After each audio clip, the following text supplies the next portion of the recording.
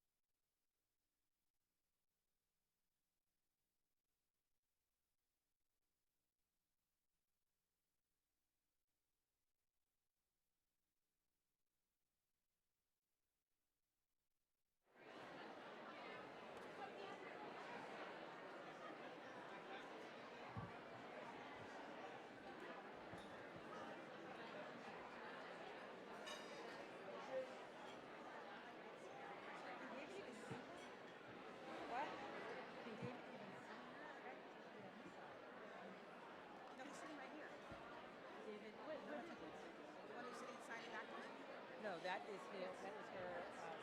Her music. I don't know where. But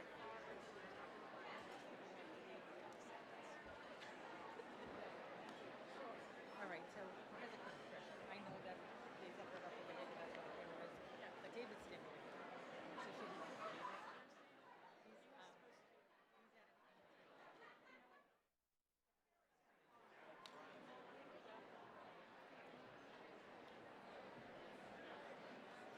We need Randy to come up here and pretend that we're not doing this right. That light is like I not know. angled very well at all. Smile it, smile it.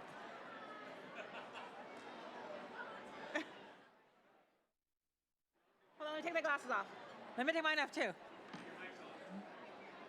Let me take my contacts out.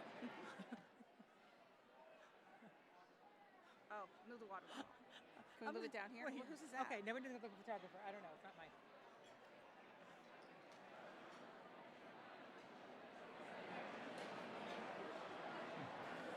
I guess we're waiting for them to make an announcement. Need it. Get Lisa again. Lisa.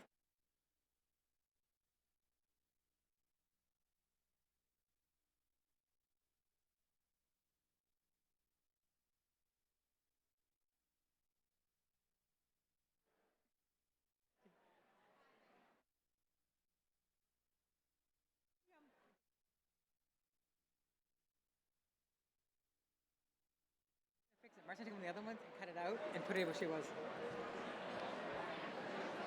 I don't know. Should I do this? Are we waiting for someone to give us a... I think this is definitely on. She won't say anything bad. She's giving a thumbs up, so.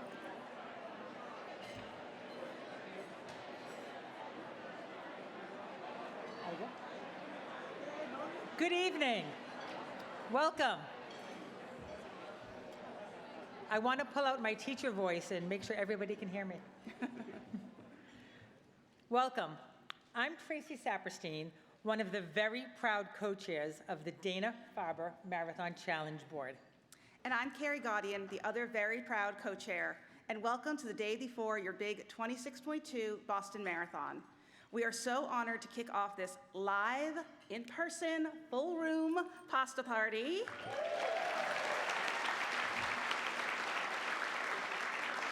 Celebrating all of the hard work in both fundraising and training during this 2023 amazing season. We're excited to share this space with some incredible people. This room is filled with friends, families, volunteers, and supporters. Amidst the BAA's busiest stretch of the year, we would also like to recognize Dr. Michael O'Leary, President of the Boston Athletic Association Board of Governors, and Nicole Jury and Abby Finan of the BAA development staff. We're happy to have you here and so grateful for the BAA's vision and support through its official charity program.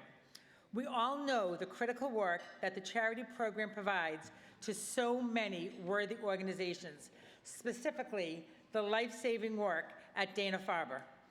Thank you.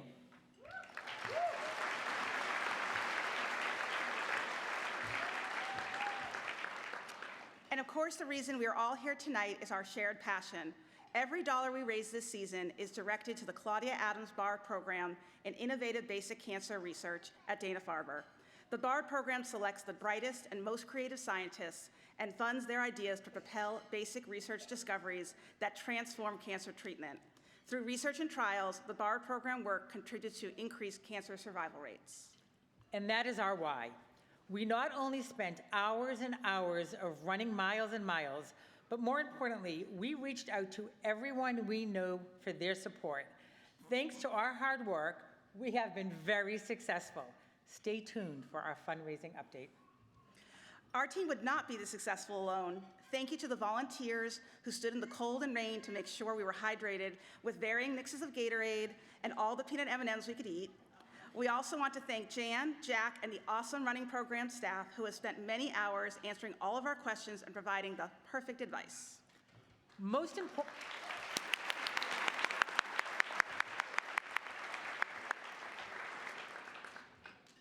importantly, we want to thank our family who has had to manage without us for many weekend hours. From making your own breakfast on Saturday mornings during our long runs to listening to us describe every mile we just ran in excruciating detail. Their support was never ending and we truly appreciate it. But fair warning, tomorrow afternoon, we're going to describe in detail 26.2 more miles. We've got a great program ahead tonight, so please grab more pasta and an extra cookie. And at this time, it gives me great pleasure to introduce Dr. Barrett Rollins, the Chief Scientific Officer Emeritus at Dana-Farber Cancer Institute.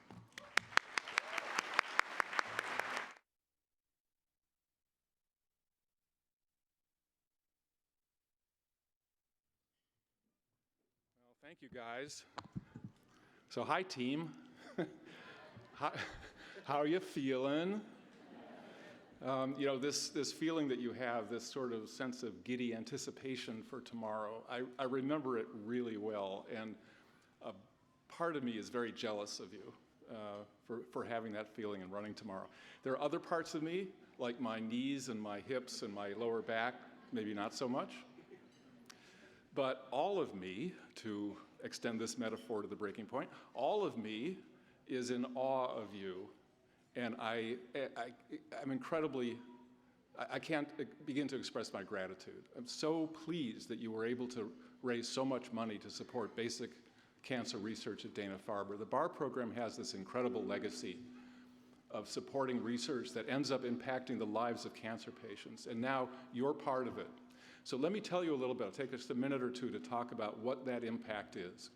And the first thing you have to understand is that the world of cancer treatment and care has undergone a revolution. And that's not just hyperbole. It's a true revolution over the past 20 to 25 years, which, as it turns out, exactly overlaps the history of the BAR program. When I began in oncology a very sad 40 years ago, things were kind of depressing.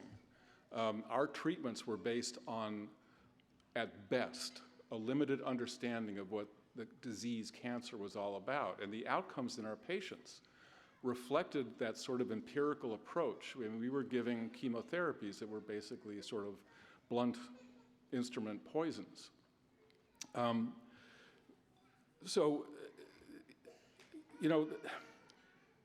That all began to change. That all began to change in the mid-90s. And what changed? What changed was that we understood what cancer was at a basic, fundamental molecular level. And why is that important? That's important because you can't come up with rational, effective treatments for a disease until you understand what causes it. So think, for example, about tuberculosis, TB. So for millennia, TB was viewed as this horrible, fearsome disease. You know, it caused people to waste away until they finally died. I mean, it was called consumption, after all. Cancer was has been viewed in the same kind of way, with that kind of fear and awe. But all that changed when it was discovered that TB, tuberculosis, was caused by a bacteria. So now you had a rational approach to treating the disease, namely antibiotics to kill the bacteria. And so now TB, for the most part, is just a curable infectious disease, and all that fear has gone away. And I would argue that we're at the same place with cancer now. And how did we get there? We got there through basic research. It was basic research, a lot of it done at Dana-Farber and a lot of it supported by the BAR program. That was the way we told the world, or we showed the world, that cancer is a disease of genes. She's sneezing, I'm not sneezing. Unless that's a sign, I don't know.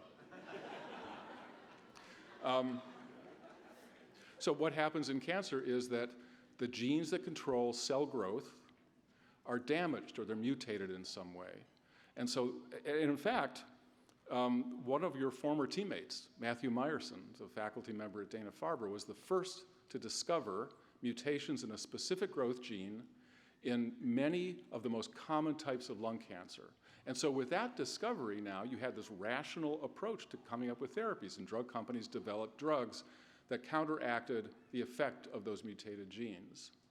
And those targeted therapies have completely changed the way we think about diseases like lung cancer. When I started, if a patient came into my clinic with lung cancer that had spread outside of the lungs, sadly, I could start a timer.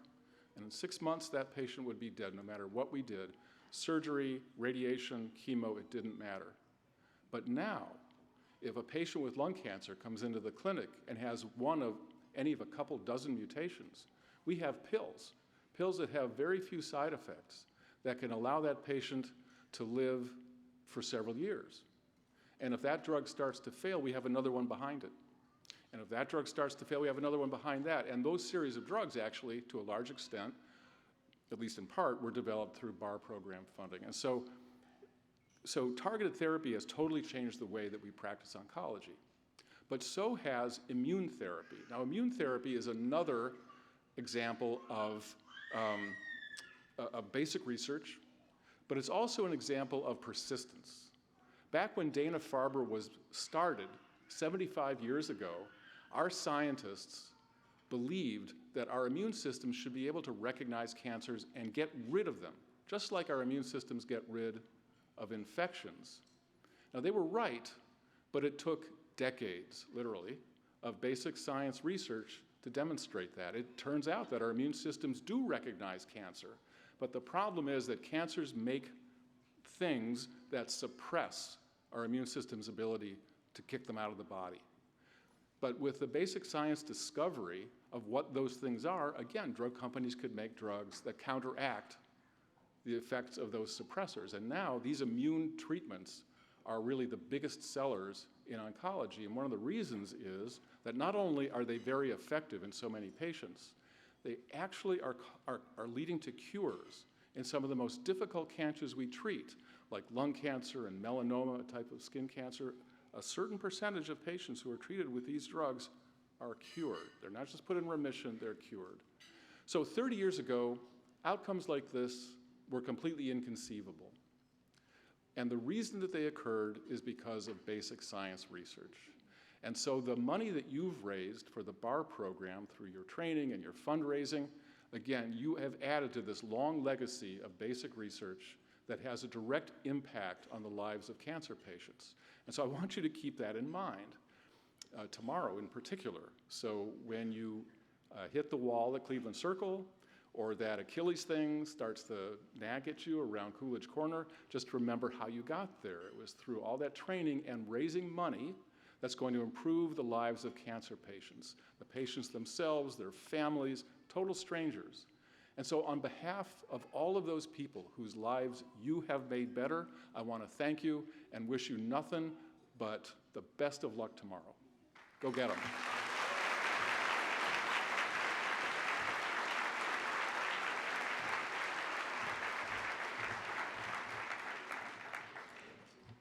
Thank you, Barrett, for your insight on the Claudia Adams Barr Program in Innovative Basic Cancer Research. It's inspiring to know how our hard-earned dollars are being utilized to the fullest extent. While we have so much to celebrate this evening, we also want to take a moment to honor our in-memory partners. These kids are the true heroes and why we continue our fundraising efforts.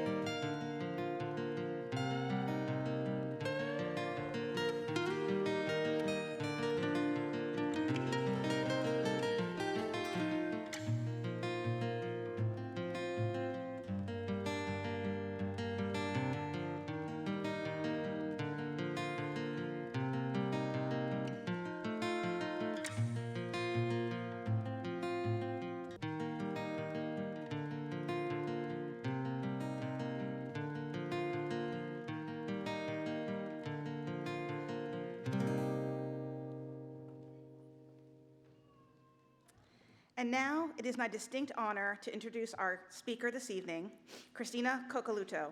Christina is a first-time DFMC runner and will share her story with us. Welcome, Christina.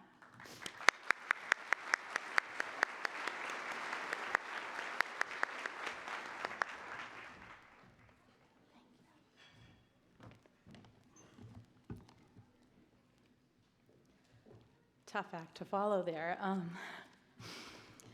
Thank you all. What an honor it is to be here today on this stage, but also this very team.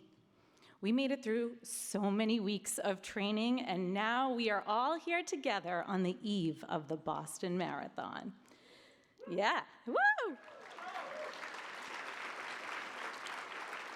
So many of you have such beautiful and inspiring reasons for why you decided to run on the Dana-Farber Marathon Challenge team. No matter your why, it's a pleasure to be on this team with you and an honor to have this very opportunity to share my why with you all here today. I myself have actually never ran the Boston Marathon. Tomorrow is a dream coming true and has been one of my dreams for such a very long time. Over 20 years of whispering to myself, someday. And now, someday is finally tomorrow.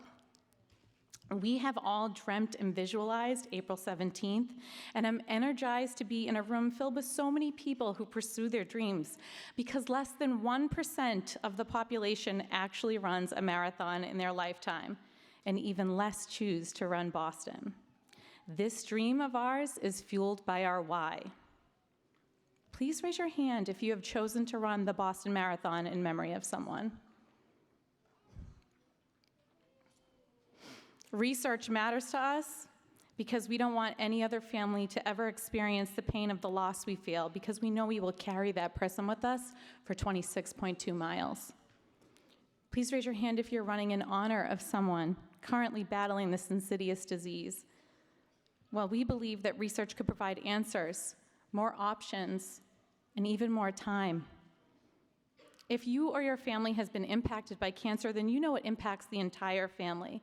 The shock waves ripple through us all, and in my family's case, it does so for generations. And although there are no cars driving on the course tomorrow, I'm in a room full of drivers. Not just the runners, but the patients, the team, and all of the volunteers of DFMC, the caregivers. You are all driving forces. See, on this road called life, we always don't get to choose our experiences. We have roadblocks, setbacks. Sometimes we don't foresee our detours. Sometimes we don't have a clear path of how we will carry onward. But we always, always have a choice on how we face the current path that we are on. As the drivers, we know that you must keep going. You might not know where the road is leading you at times. Whether you realize it or not, you have all chosen to be the leaders to find a common destination. More time, more options, better options, prevention, a cure, a world without cancer. My hope today is that my story connects your why to the mission, and to remind you on your journey through life, we have chosen to be the drivers.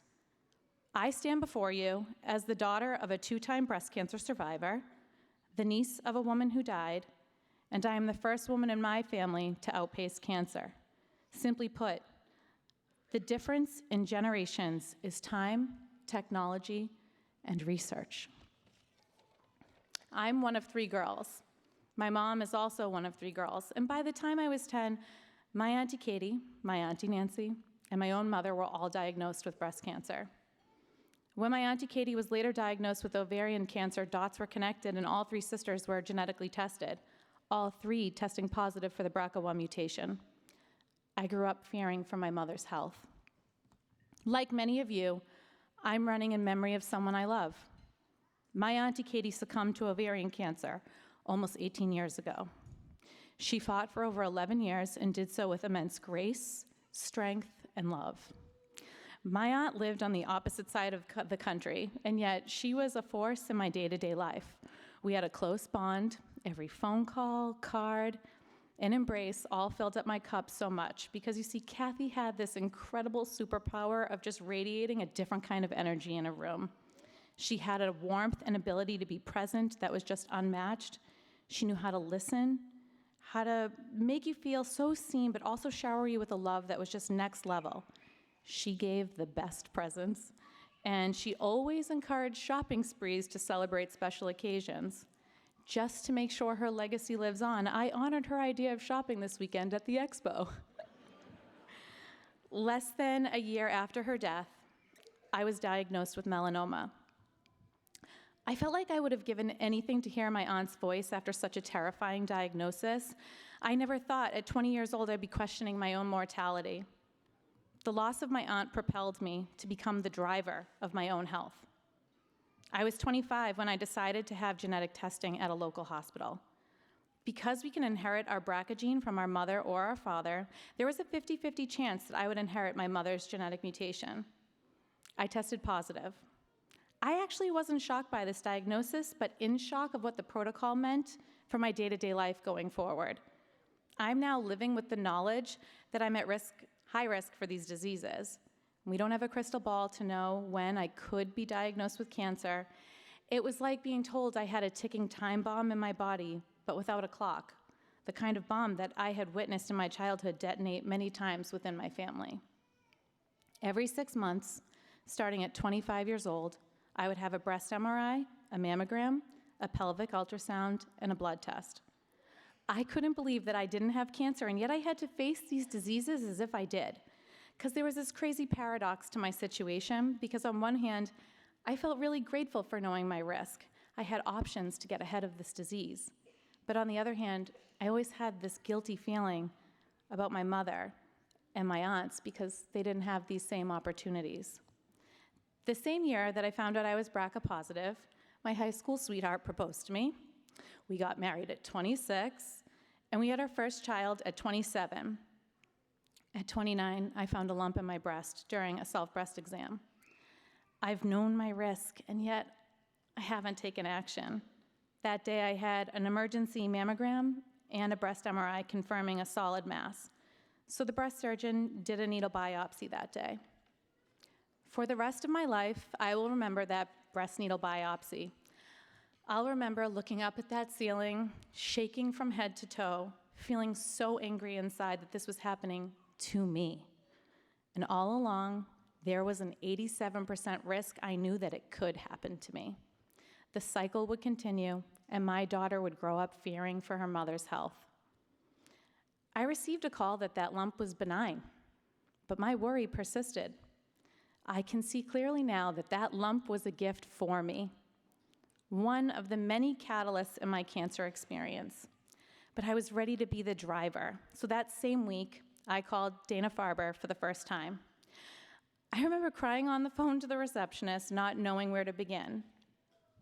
I don't know how to tell you my story because I don't have cancer, but I'm BRCA positive. I need a breast surgeon, a plastic surgeon. She stopped me and she said, I'm so sorry that you're experiencing this. Let me just connect you with one of our genetic counselors. Well, I didn't even know that genetic counseling was an option. And at Dana-Farber, it was just the standard of care for someone facing hereditary cancer. Right then and there, I made the commitment to myself to have a risk-reducing double mastectomy. But I needed a distraction leading up to my surgery. I really wanted to feel strong, empowered, even victorious.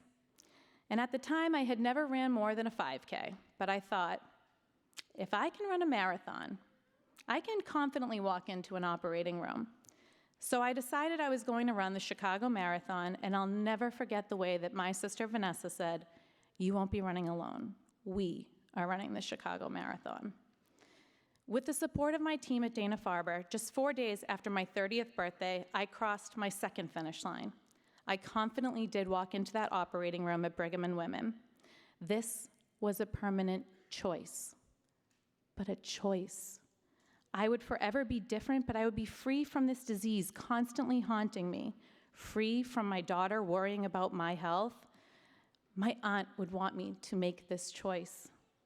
I wish she had this choice. 1 month after breast reconstruction surgery was over, I got pregnant with our second child, Amelia. The following year, I decided my sister decided that it was time for her to be the driver of her own health.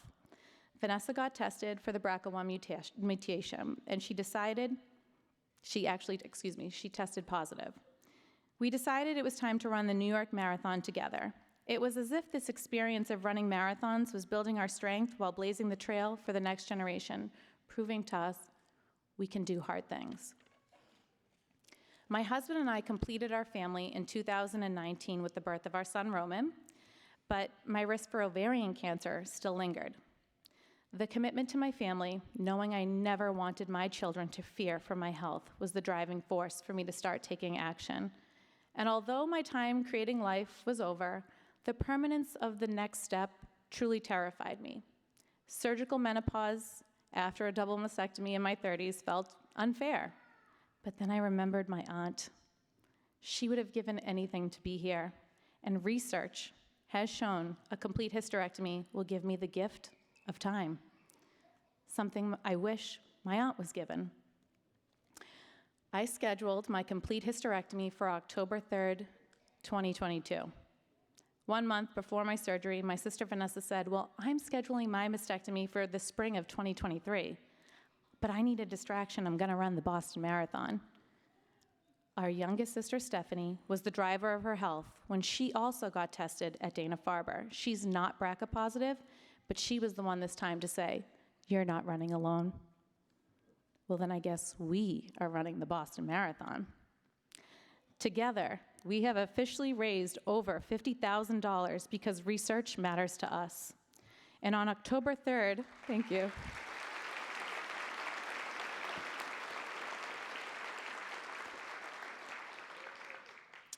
On October 3rd this past year, I woke up from my complete hysterectomy with a smile on my face saying these 2 words: I'm free. After tomorrow, Vanessa's second finish line awaits for her on June 2nd, but she knows she will wake up from her double mastectomy and she too will feel lighter. The peace of mind and freedom I feel is because the cycle and generational war my family has been enduring year after year was broken because of research and the will to be the driver of our health. Research took my risk of breast cancer from 87% to under 5. Research took my risk of ovarian cancer from 60% to under 2.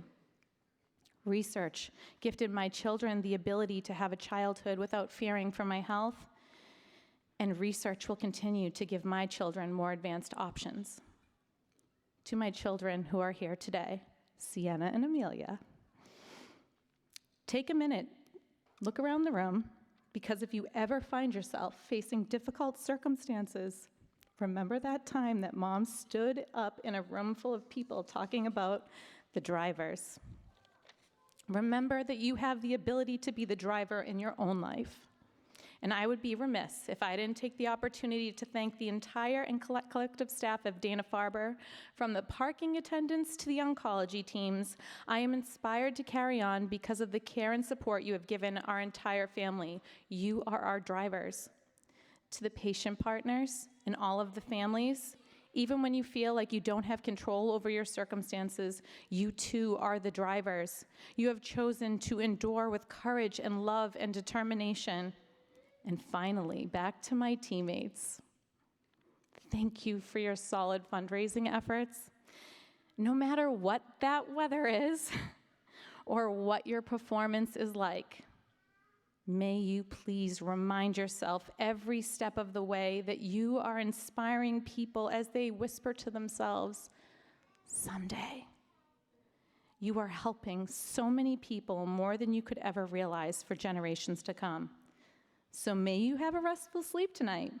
For tomorrow, when we take those streets of Hopkinton all the way to the finish line, remember, we are the drivers, whispering, someday we will see a world without cancer. Thank you.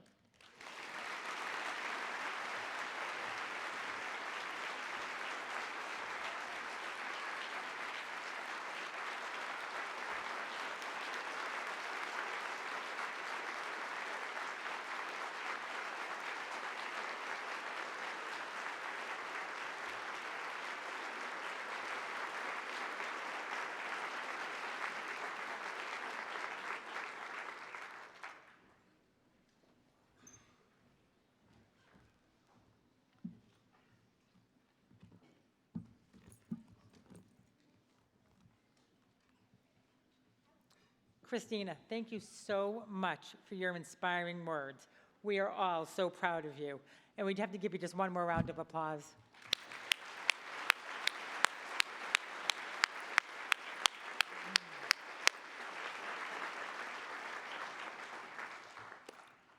This is now one of my favorite parts of our pasta party program.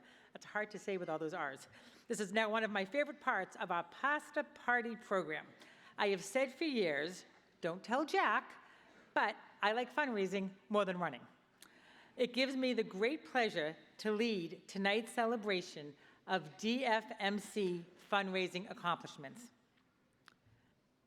First, I'm thrilled to recognize our current pace setters, our fundraising mission critical teammates who have raised $10,000 and above this season. I'm going to state each of the 4 pace setter levels and runners. When you hear your level, please stand at your table and remain standing. Everyone who has raised $26.2 thousand or more, please stand and stay standing.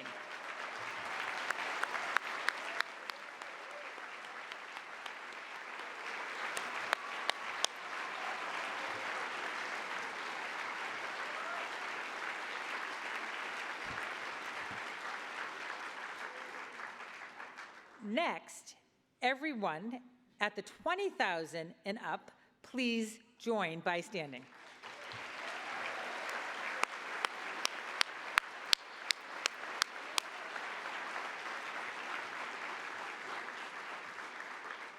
Now, everyone at 13.1 and above, please stand.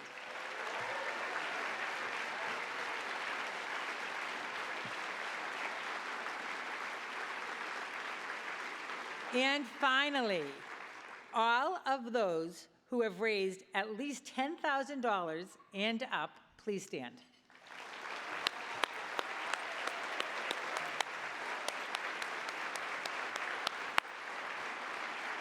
Wow. Thank you. I know we've done a lot of clapping, but we're going to have another round of applause for our pace setters who represent more than half of the DFMC 23 team roster.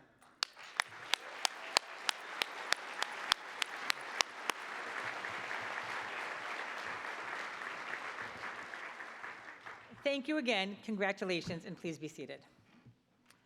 Building on those current season recognitions, it gives me even greater pleasure to be able to honor and recognize the following teammates for their amazing DFMC lifetime achievements.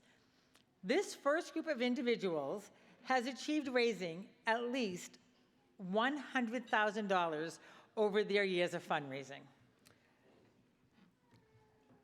Steve Brady, who is new to our list since the most recent printing of the program.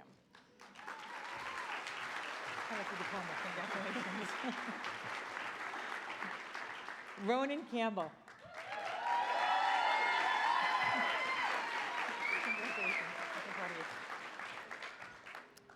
Beth Connolly.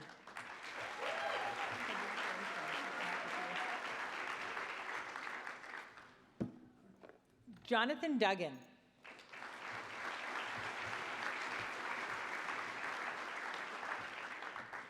Tim Dillon. Did I say that right? Tom. That's okay. Okay, that was Tom, and that was my mistake. Tom.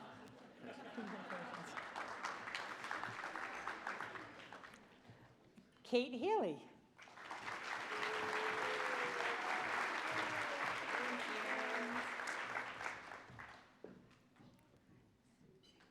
Cherie Hendrickson.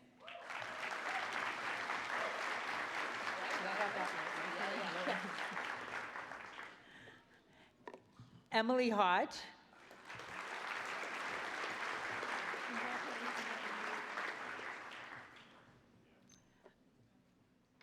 Sherry Kaplan.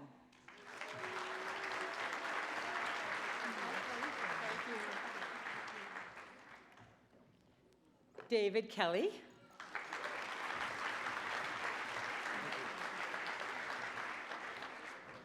Christopher Knight.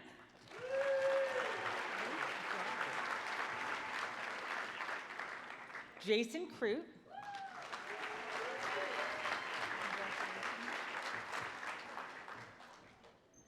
Alicia Lehman.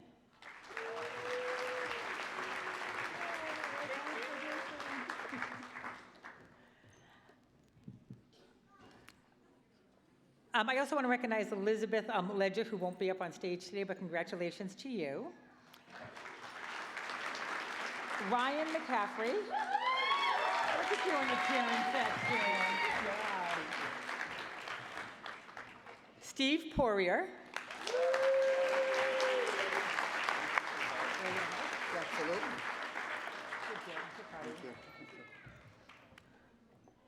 Ashley Raven.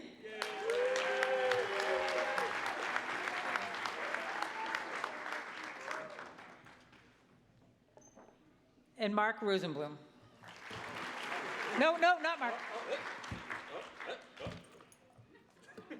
Okay, Mark Rosenblum.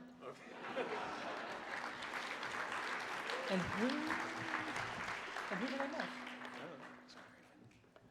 And Scott Raven, who I totally missed. Whoops. I saw you. Thank you. Sorry about that. Congratulations to all of you. And now our next group of people have raised $250,000, and they'll be recognized tonight. Don't forget Julie.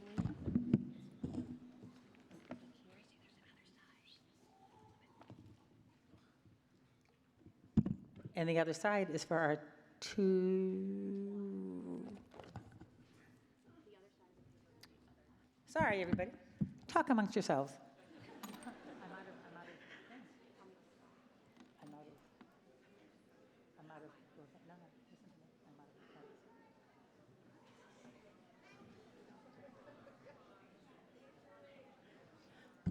All right, so our little glitch is that for some reason I am out of the little award pins, but we're going to get them in a few minutes. So I'm going to invite them up and congratulate them all. Julie Ann Shapiro.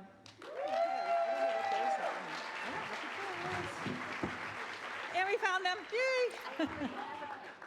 Well, now you have another one. And you're awesome. Congratulations. Mary Schertenlieb.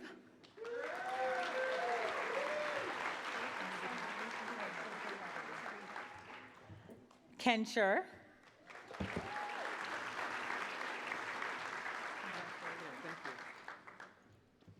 Rachel Wolfberg.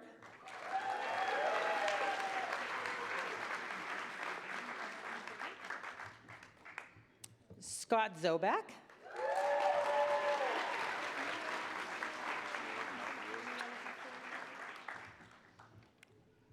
And if anyone else reaches that milestone by the end of the night, let us know and we'll get you a pin.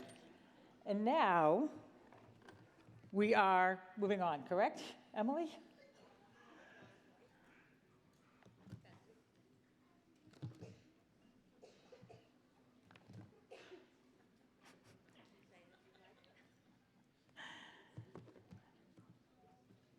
Just sit tight, sorry. So the next person we want to recognize is a runner who was on our team for 6 years.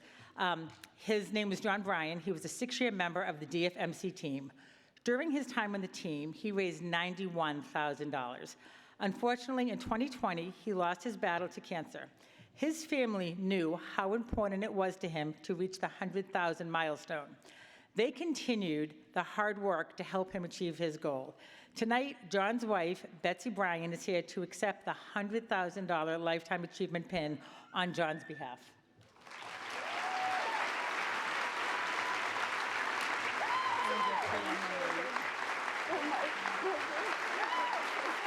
Absolutely. And I am so proud of you all. I really am.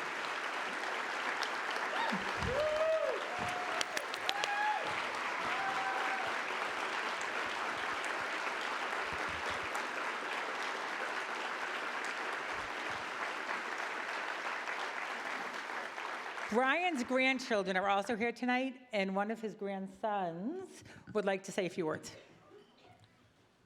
Hi, everyone. My name is Henry, and I was John Bryan's grandson. And I just kind of wanted to take this moment to not only remember him as someone who was able to raise so much money and contribute so much to the Dana-Farber Foundation, but also as someone who, in all my life, I don't think I've ever known someone so supportive. And just recently, in the last few weeks, I committed to swim at Skidmore College out in Saratoga Springs, New York.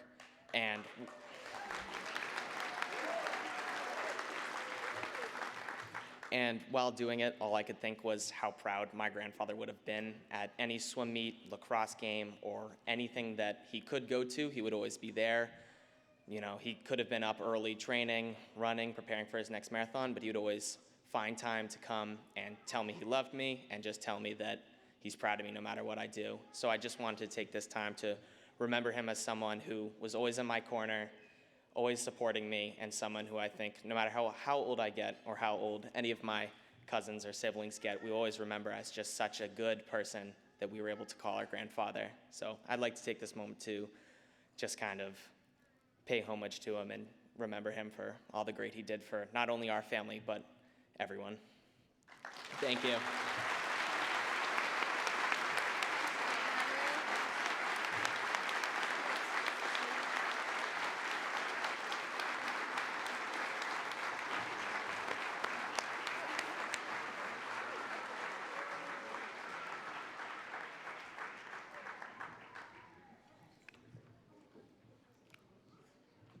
The next group of people have hit another milestone. They have raised $250,000 or more during their time with our team. Their efforts are tireless, and we truly appreciate all of their hard work. Please join me in thanking and recognizing the following people. My co-chair, Carrie Gudayan.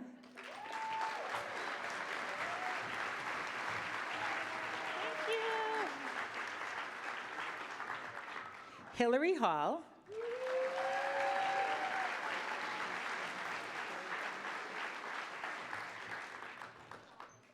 Richard Horgan, also known as Shifter.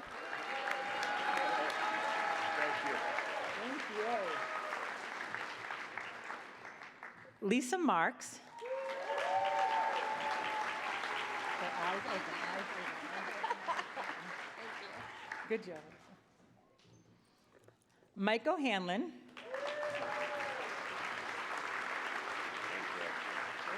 Great job. Randy Suckney. Thank you, honey. Thank you. Can I give you yours? And me, Tracy Saperstein. Yay!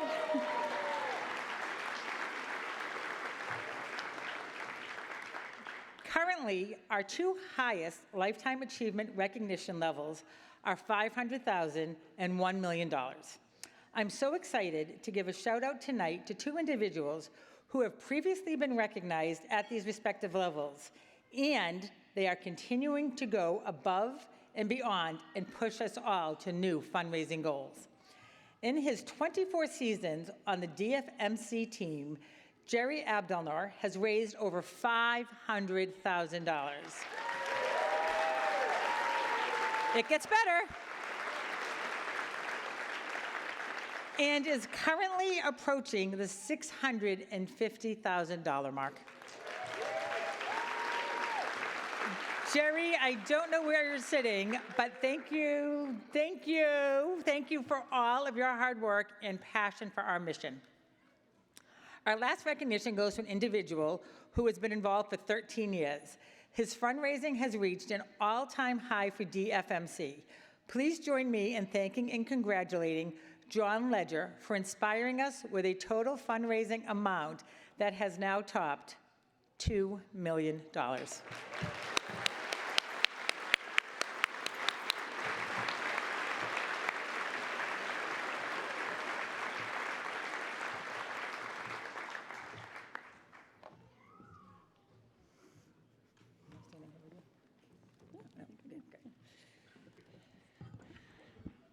Hi, everybody. How are you doing?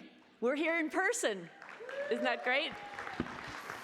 I want to share a warm welcome on behalf of the running program staff. We are happy beyond words to be here today with everyone after a 3-year hiatus from being able to get together for the largest DFMC gathering of the year, besides the marvelous celebration from Hopkinton to Boston.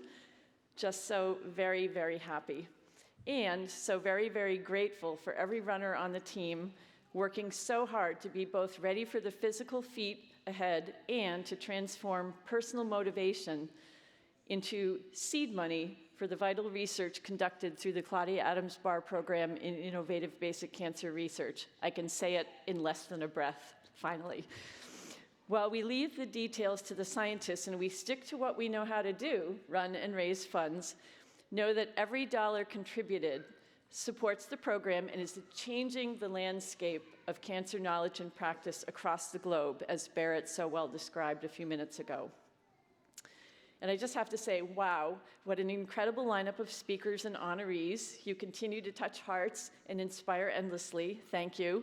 And next time, we'll remember to put Kleenex on the table. Now, I have the special honor of recognizing this season's milestone year runners. Some people may call them crazy, as in who in their right mind would opt into training for a marathon with the prospect of winter weather for most of us here in New England, and a significant fundraising obligation. In DFMC speak, though, that crazy means committed to a cause very special and very personal. There's more than one of the upcoming honorees who were one-time marathoners, one and done, we've all heard that phrase, one and done, when they started, and here they are being celebrated for milestone years on the team. So it is time for them to rise and take a bow as each group is called, please. First, I'm going to introduce our 5-year challengers, and we'd like you to all stand up at your tables for a round of applause. So let's start with 5 years. Christine Ainsworth, Shannon Bailey, Eric Beverly, Beth Chansky, Colleen Chin, Tom Dillon, Sarah Garcia, David Kelly, Heidi Kuhn, Alicia Lehman, Aaron Paradis, Ashley Raven, Mike Shaw, Tom Senowitz, and Betty Young. Let's hear it for them. Thank you.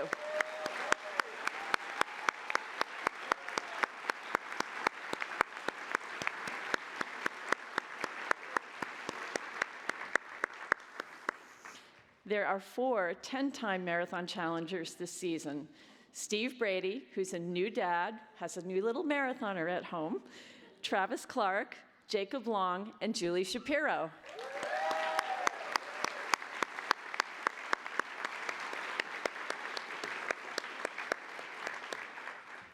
Next up are 15-year DFMCers, Marie Caulfield, John Hage, Bob Holliday, Kelly Horan, and Ryan McCaffrey.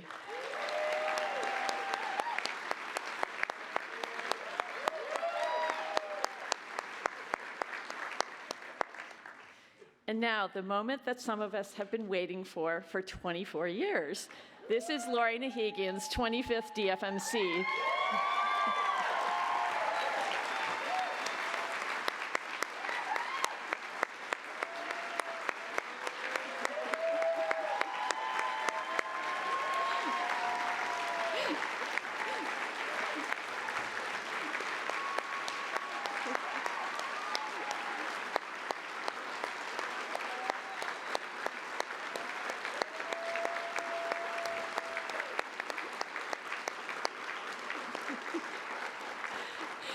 And even though it's really too bad that none of us like her, would you please come up onto the stage, Lori?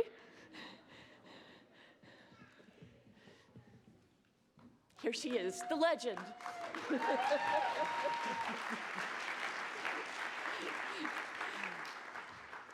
Lori, you've put so much into your participation, from stellar fundraising to outstanding fitness as a many-time Boston Marathon qualifier, plus years on the DFMC board, including serving as chair. You might remember that Lori has been up here manning the podium herself, and even did a virtual pasta party in 2020. We gratefully present you with this silver BAA unicorn pin with a short, sweet DFMC message etched on the back. Thank you for being so DFMC awesome. And I've asked her if she'd like to say a few words, and she agreed to do that. So I'm going to step away for a second here.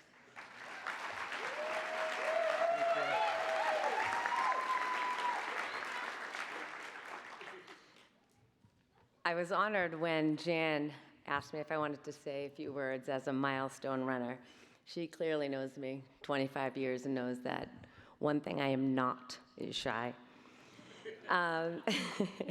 It's really nice to be back here on stage. It's familiar. As Jan said, I was once the board chair, and I got to do this for 2 years. And I can tell you, not to brag or boast, this is the best view in the house. But this year feels a little different. It feels normal, and it feels exciting, and it feels awesome. Tonight we're supposed to be here. We're supposed to be with our family and with our friends, celebrating together, because everyone out here, everyone, especially table 10, are the people in our lives that are so very important to us. So I would like us all to give a round of applause for all of those people.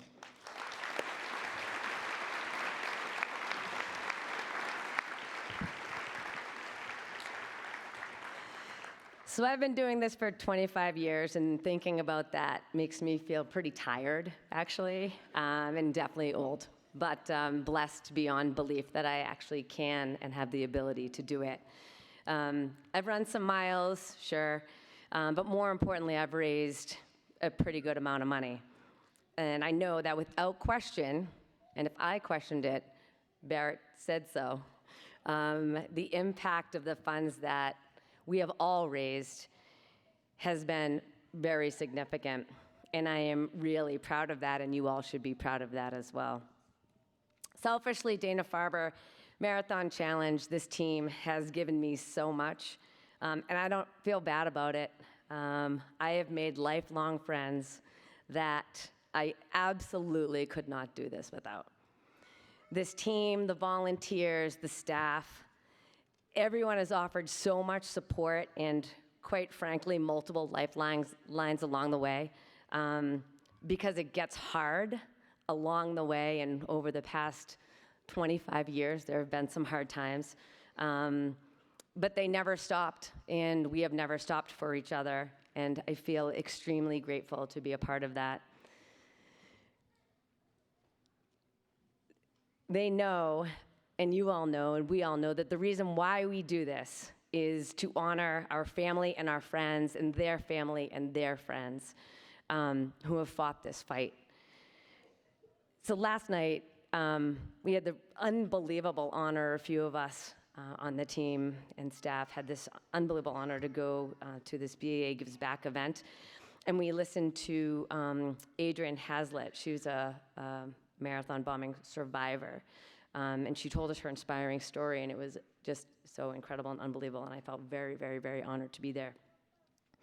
And to say what she said was powerful would be a ridiculous understatement. She closed her award, she received an award last night, and she closed it by saying this: "What will get you to the finish line is nothing compared to what got you to the start." While that's her story and her words, it's our story too. Because everyone is here and everyone will line up in Hopkinton for our own reasons and our own story, and just to make us not have to tell these stories for much longer. So in closing, as my dear friend George said, I will continue to, George, to run this for as long as I can, to honor those who have fought and continue to fight. And so now I get, just being here for so long, I get the unbelievable honor to show you guys the big number we've raised so far. She honestly doesn't know yet. I'm going to make her open the envelope. I don't. So let's see here. Would you please open the envelope and share this piece of news with the rest of the team? I feel like I just won an Oscar. Or I'm presenting one. 25 years. Do you need my reading glasses? Oh my God, I totally do. She's got her own. I know. I had them printed nice big font. The fundraising running total, which means that we're not done yet, was shared recently at our March 29th update. It was a terrific total of $5,129,173.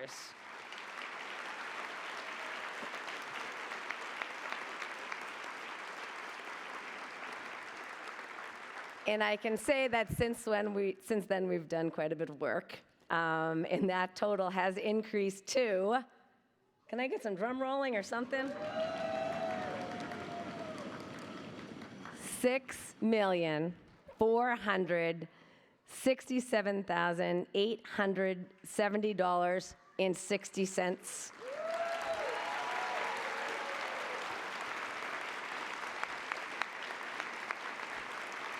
So with months to go until all the fundraising is due, what do you say, 7 million? Come on, let's do it. Thank you, everyone. This is totally amazing, and no more one and doneers. Let's keep going. 25 years. Look how good it looks. Did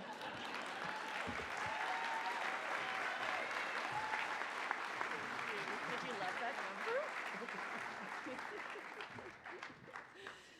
Thank you so much, Lori. You make 25 years look really, really good. It's enough to make me start running again. Anyway, since I have the podium and I'm kind of the boss, I'm going to go a little off program here. And I'm not really quite sure how many of my staff members are in the room. I know Ari's over there, and maybe Emily's around, whatever. I wanted to just really take this opportunity to publicly thank my staff. I think that they are the best in the business, if you want to call it that. It's not a business, but I think they're the best.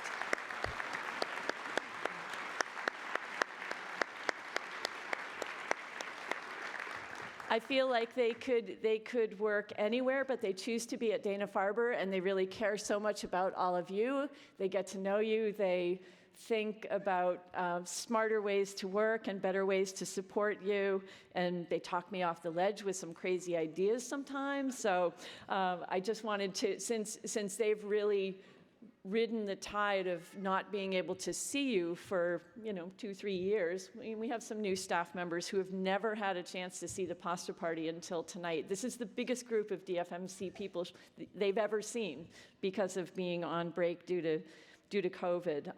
But tonight it just means so much to us to be here together with you, and I wanted to share this funny little picture. And you'll notice that Emily Falconer is thank you to Mark Saperstein for adding Emily to the picture, because we took the picture while she was out on maternity leave, but we wanted her to be in the picture because she's been on staff for 11 years. Kelly has been on staff for 10 years. Kelly Wicks. We have 2 Kellys and 2 Emilys now. So if anybody's interested in working for us, make sure that you're named either Jan, Sarah, or Ari so that we can double up.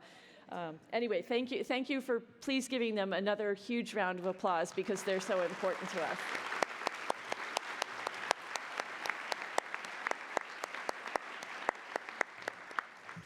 So I'm going to turn the mic over to the one and only Jack Foltz.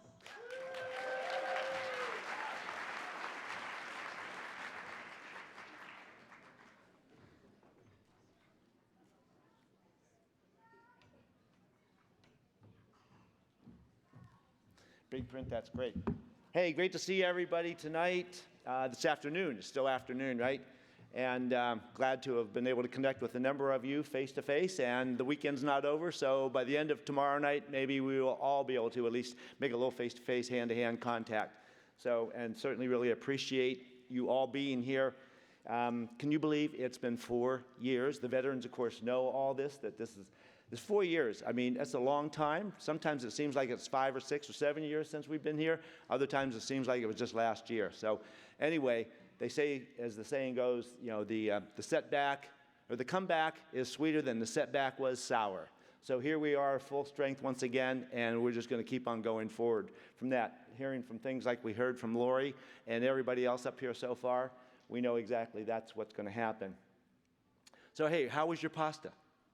Was it good? Good stuff? Yeah? The jet fuel of marathoners, of course. We had one of our former guest speakers years and years ago. She was two-time Boston Marathon champion, setting the course record both times she won. Then she went on to win the 1984 first-time women's Olympic marathon. Of course, most of you know who I'm talking about, Joni Benoit Samuelson. And in her down east Maine accent, she gave us some words of advice, especially with regards to the pasta. She was eating, eat lots of pasta. It will help you run faster. So, and Joni's niece, Margaret, is running on our team as well. So, Margaret, if you're here, I think you are, make sure you take Auntie Joni's advice and eat lots of pasta. So, anyway, just a few reminders. You veterans have heard pretty much all my spiel several times over. You first-timers, you rookies, hopefully some of this stuff you haven't heard already through the course of the season. But nonetheless, what's important to remember, among many things, is that everybody in the room tonight this afternoon, is a member of the Dana-Farber Marathon Challenge team. We have runners and we have non-runners. And it's you non-runners who support and encourage the runners in your lives that are here doing what they're going to be doing tomorrow. And if without your support and encouragement of them, they wouldn't be able to do what they're going to do tomorrow and what they've already done with regards to the fundraising aspects of it. So thank you all very much for being the support crew that's absolutely necessary to make this entire engine go.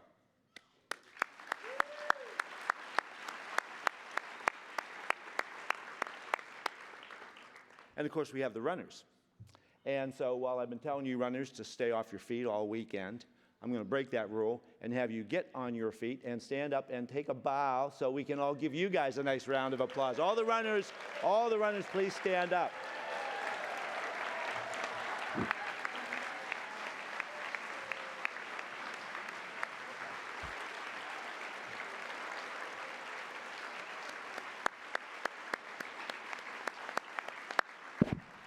Okay, sit down, take a break.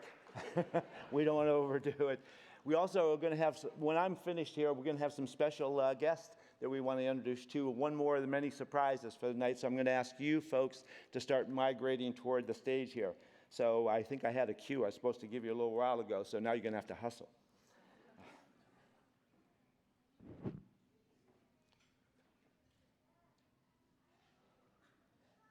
Stand by here. Let me see where they got me. So anyway, I've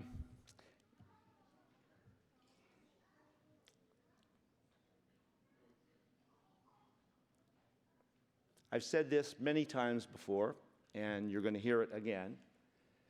But through the training season itself, all the excited anticipation builds and builds and builds. And then finally, 2 to 3 weeks ago, we had our last long run.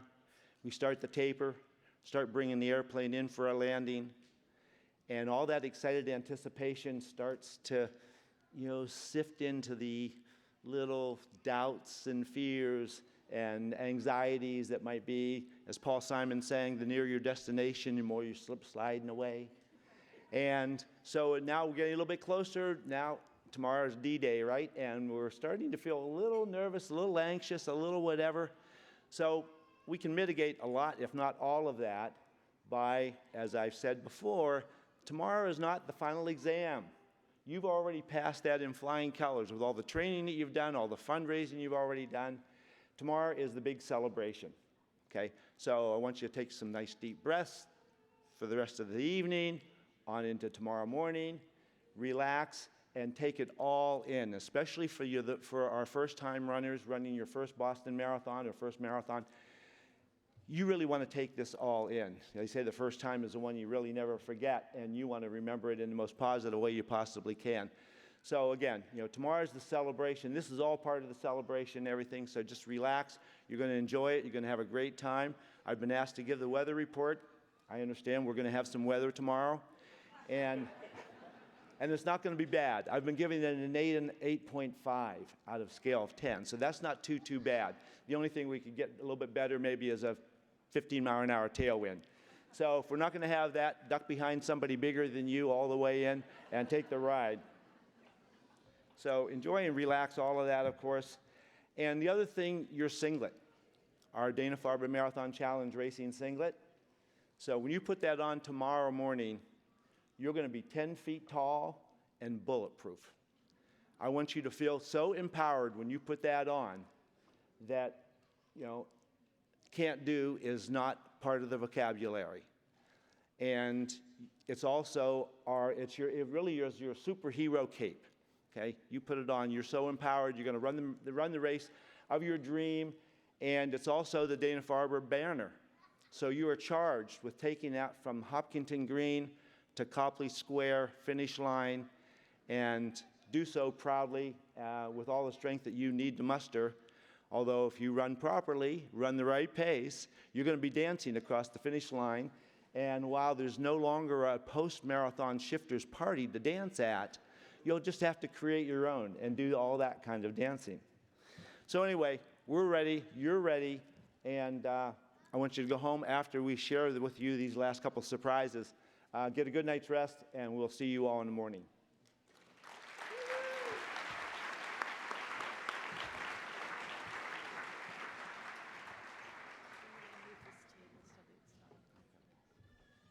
We have some special guests. Who could it be?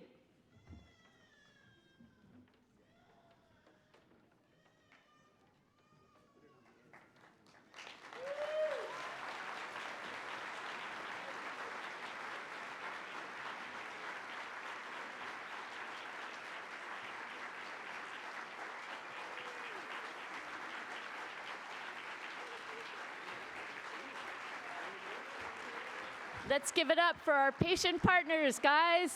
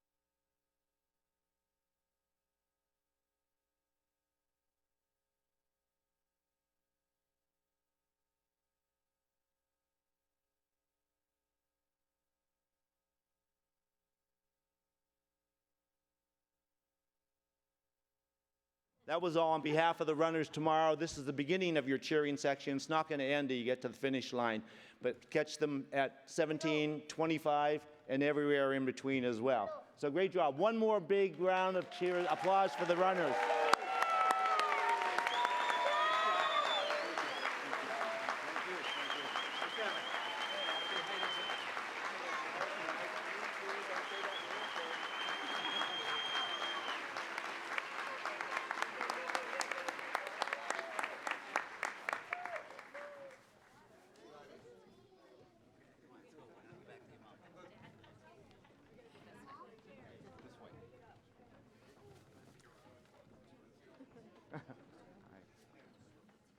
Good job, everybody.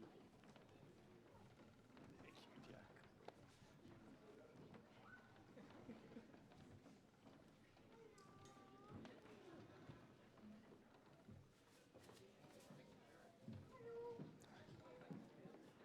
Okay, just one more thing, and then we're going to let you get out of here. But stay off your feet. We have the season-ending video to share with you. So sit back and enjoy this.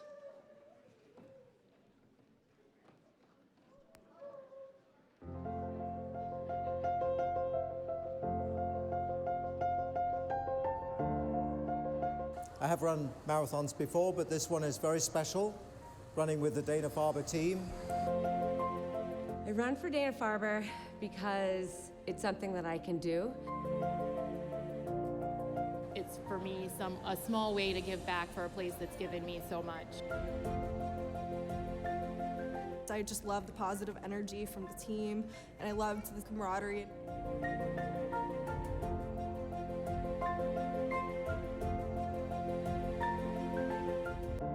It's particularly meaningful running for Dana-Farber because of all the great work they do in cancer research. And I think every family in America, indeed every family in the world, has been touched by cancer.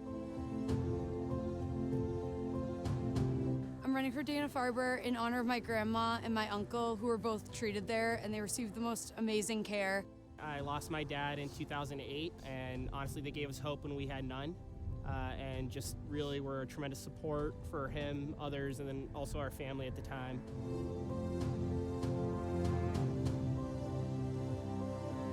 I am a patient at Dana-Farber and very appreciative for everything they're doing for me. It's a really great organization. You really see the work that we do get put to use, and the people are phenomenal. So I run for my son, Joey, who passed away from cancer at 3.5. It's very emotional, and this has been a great team, and my third year doing it. I never thought I could even run a marathon, and I'm doing my third one.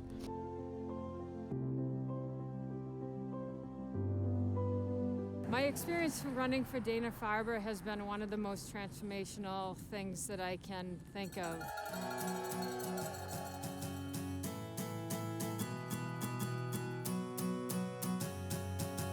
This is my 25th year running for Dana-Farber, so my experience has been clearly unbelievable.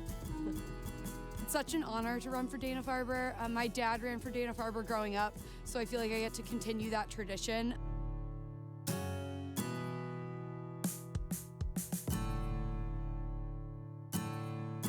Running for Dana-Farber is amazing. The team has been incredible, so I'm so honored to run for them. The team, the energy, it's just been truly remarkable. And the best part about the marathon is when you're on the course and you have your Dana-Farber shirt on and everyone says, "Go Dana-Farber!" Yeah. It's the best. Yeah, it's been like a family. We're all in this together and hoping we can make a difference.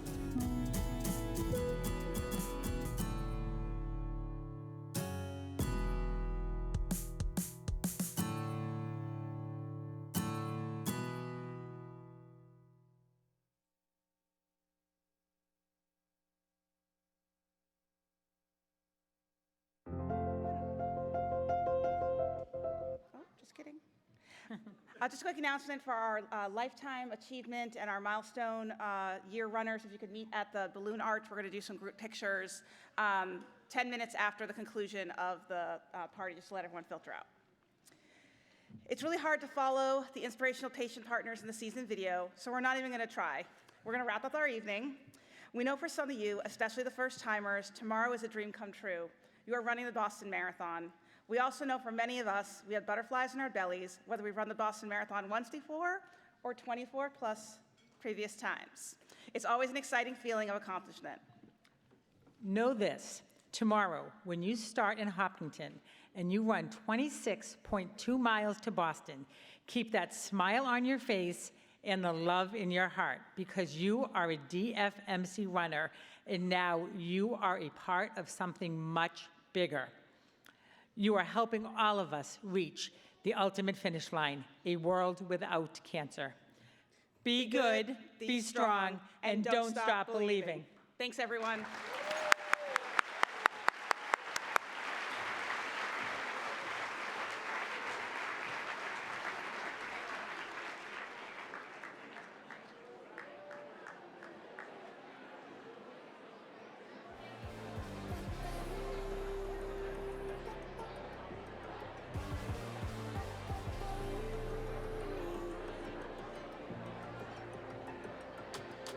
Sometimes I just can't take it. Sometimes I just can't take it, and it isn't alright. I'm not gonna make it, and I think my shoes untied. I'm like a broken record. I'm like a broken record, and I'm not playing right. Just cynical. Fundraising and milestone year honorees. Meet 10 minutes from now at the Balloon Arch in the ballroom foyer for group photos.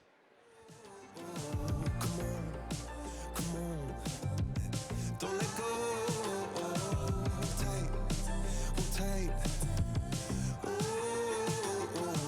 It's alright, you said. I got my hands up, shaking just to let you know that you've got a higher power. Got me singing every second, dancing every hour. Oh yeah, you've got a higher power, and she really someone I wanna know.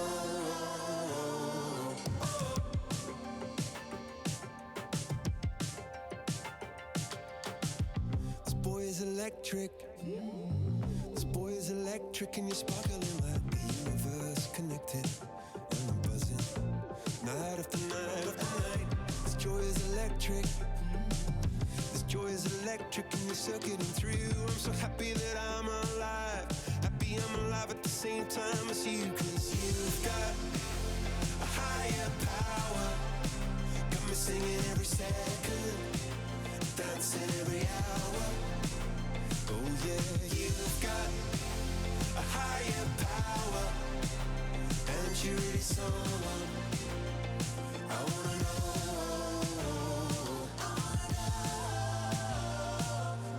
You got, yeah, you got a high.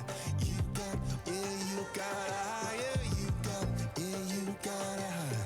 You got, oh, you got, oh, you got a high. You got, yeah, you got a higher. You've got, oh, you got a high. Put my hands up, shaking just to let you know now. You've got a higher power. You got me singing every second, dancing every hour. Oh yeah, you got a higher power. You once in any lifetime. I'm gonna make